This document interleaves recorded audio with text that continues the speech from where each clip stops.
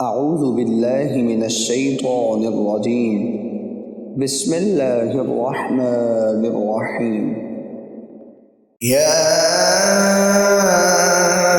أيها الذين آمنوا استعينوا بالصبر والصلاة إن الله مع الصابرين ولا تقولوا لمن يقتل في سبيل الله أموات بل أحياء ولكن لا تشعرون ولنبلونكم بشيء من الخوف والجوع ونقص من الأموال والأنفس والثمرات وبشر الصابرين الذين إذا أصابتهم مصيبة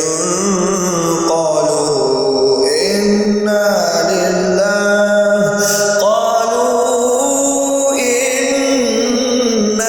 لله وإنا إليه راجعون أولئك عليهم صلوات من ربهم ورحمة وأولئك هم المهتدون إن الصفا والمروة من شعائر الله فمن حج البيت أو اعتمر فلا جناح عليه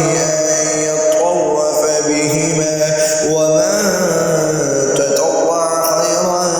فإن الله شاكر عليم إن الذين يكتمون ما أنزلنا من البينات والهدى من بعد ما بيناه للناس في الكتاب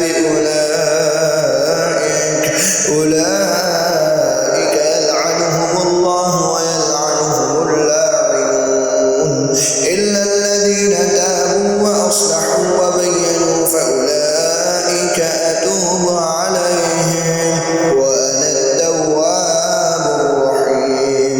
إن الذين كفروا وماتوا وهم كفار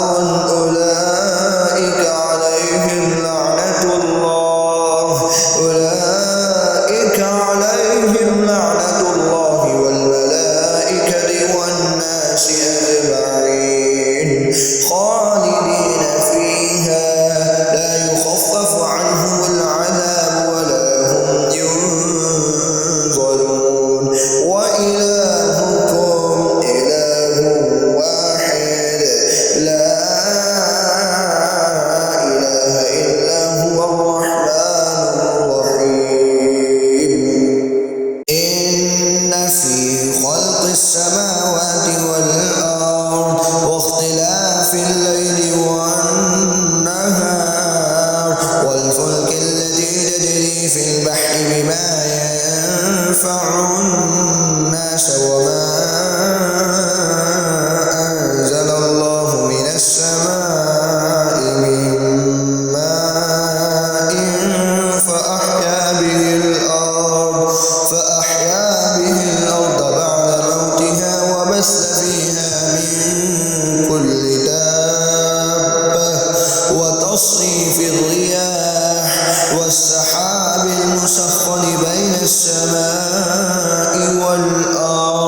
والأرض لآيات لقوم يعقلون ومن الناس من